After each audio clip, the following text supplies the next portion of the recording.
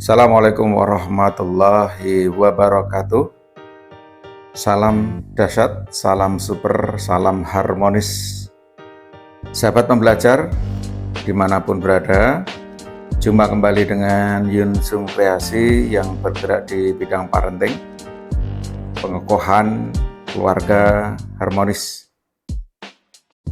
Pada kesempatan ini kita akan mencoba sedikit membedah 5 pilar pembentuk keluarga harmonis. Tentu sahabat semua menginginkan terbentuknya keluarga harmonis. Dari keluarga-keluarga yang harmonis ini, maka bangsa kita akan menjadi bangsa yang kuat. Masyarakat kita akan menjadi masyarakat yang luar biasa, penuh dengan kebaikan. Maka perlu sahabat semua yang berbahagia, kita membedah terkait dengan pilar penyangga keluarga harmonis.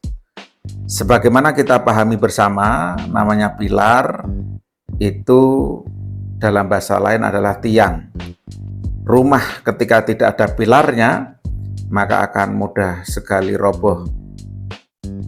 Tidak ada gentengnya masih memungkinkan diganti dengan terpal misalnya. Tidak ada tegel, masih ada lantai tanah. Tetapi ketika tidak ada pilar, maka mudah sekali untuk roboh. Maka sahabat semua yang berbahagia, pilar dalam rumah tangga supaya menjadi harmonis, coba kita bedah, kita pelajari bersama-sama dengan seksama. Sahabat semua yang berbahagia, 5 pilar keluarga harmonis atau rumah tangga harmonis. Namanya saja rumah tangga ya, berarti rumah ada tangganya. Tangga itu kadang naik, kadang turun. Tidak ada tangga yang landai, tapi tangganya naik dan turun. Maka biasa dalam rumah tangga itu ada ritmenya, ada naik, ada turunnya. Begitu juga sahabat semua yang berbahagia, ketika naik maka ya menjadi hal yang biasa, harus kita syukuri. Ketika sedang turun, kita harus lebih banyak bersabar. Ketika dengan pasangan hubungannya sedang naik, kita syukuri.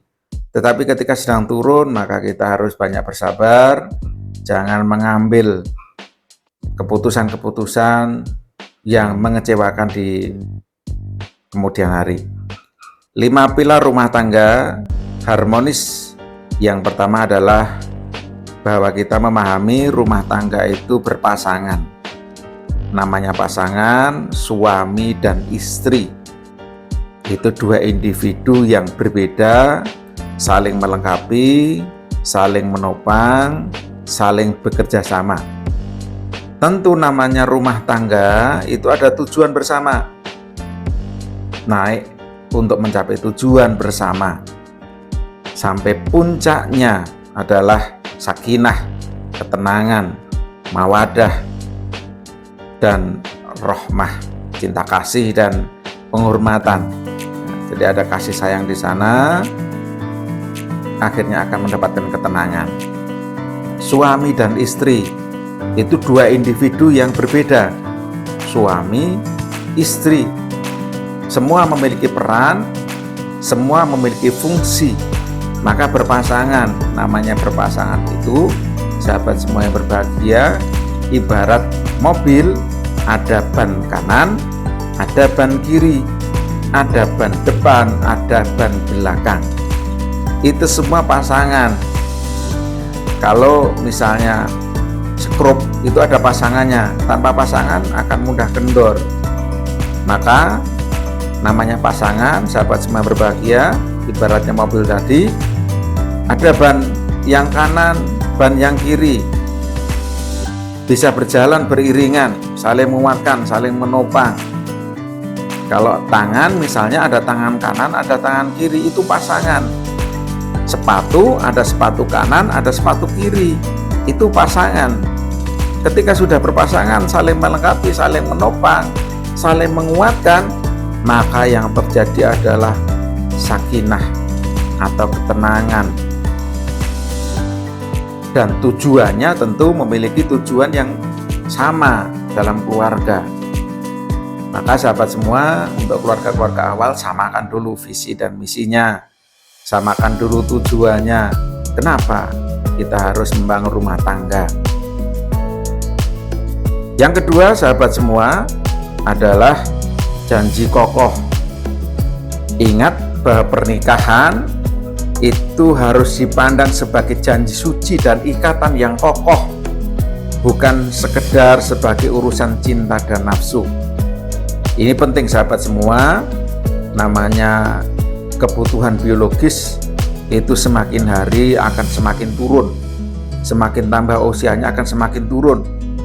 Tetapi ketika kita memandang sebuah rumah tangga, sebuah pernikahan sebagai janji suci dan ikatan yang kokoh, maka adanya rumah tangga akan mudah untuk tetap bertahan di tengah gelombang yang menerpa, di tengah cobaan-cobaan yang menerpa. Kita tentu miris banyaknya perceraian karena masalah ekonomi. Si istri diangkat menjadi pegawai dalam sebuah instansi yang gajinya lebih besar, suami misalnya gajinya lebih kecil. Ini menjadi satu hal yang mempengaruhi kehidupan rumah tangganya.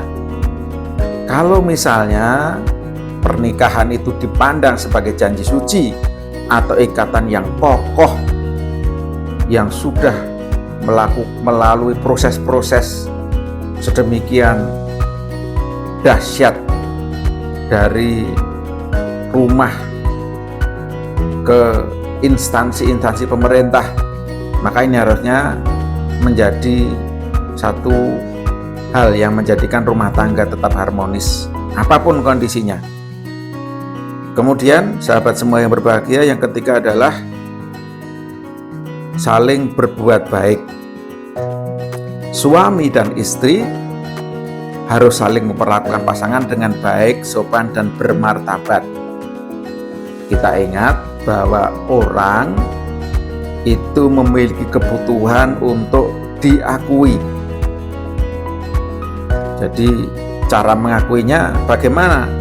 Ya kita berpositif thinking, berbuat baik, memperlakukan pasangan kita dengan bermartabat. Kita akui segala kelebihan dan kekurangannya. Kalau ada kelebihan, kita syukuri. Kalau ada kekurangan, kita bersabar. Maka berbuat baik kepada pasangan ini menjadi pilar ketiga yang menjadikan rumah tangga semakin harmonis. Sahabat semua yang berbahagia, yang keempat adalah bermusyawarah atau berdiskusi. Tentu tidak ada keluarga yang tidak memiliki persoalan, tidak memiliki permasalahan. Semakin hari, tambah minggu, tambah bulan, tambah tahun usia pernikahan, apalagi kalau tambah anggota keluarga, pasti permasalahan-permasalahan ini akan selalu muncul. Dan sahabat semua, namanya rumah tangga, suami dan istri pasti memiliki persoalan sendiri-sendiri, tapi juga memiliki persoalan bersama yang harus diselesaikan melalui diskusi atau musyawarah, bukan dengan ego pribadi-pribadi. Bahkan sahabat semua, tentu masalah rumah, misalnya cat rumah saja, itu harus diselesaikan secara bersama-sama. Masalah kendaraan harus diselesaikan secara bersama-sama. Masalah yang lain, masakan misalnya, itu juga harus berdiskusi.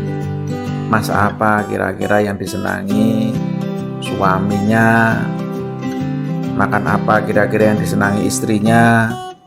Ini menjadi hal yang perlu didiskusikan.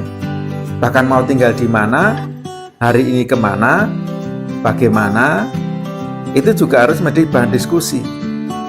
Ketika rumah tangga ini terjadi diskusi yang hangat, maka sahabat semua yang berbahagia, rumah tangga akan semakin harmonis. Kemudian pilar terakhir, pilar kelima adalah saling menerima. Sahabat semua yang berbahagia, penerimaan dan kerelaan hati satu dengan yang lain meyakini bahwa keridhaan Tuhan itu ada pada keridhaan pasangan. Kita menerima pasangan kita apa adanya, jangan membanding-bandingkan. Suami jangan membandingkan istrinya dengan istri orang lain. Istri jangan membandingkan suaminya dengan suami orang lain. Terimalah apa adanya dengan sabar, syukur, menerima.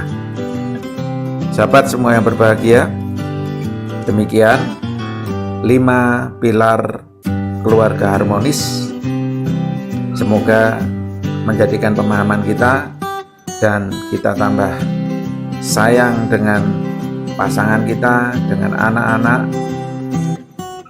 dan semoga sahabat semua menjadi keluarga yang harmonis sepanjang masa, keluarga yang menghadirkan ketenangan di masyarakat dan akhirnya menjadikan bangsa kita menjadi bangsa yang kuat. Salam super, salam dahsyat, salam harmonis. Assalamualaikum warahmatullahi wabarakatuh.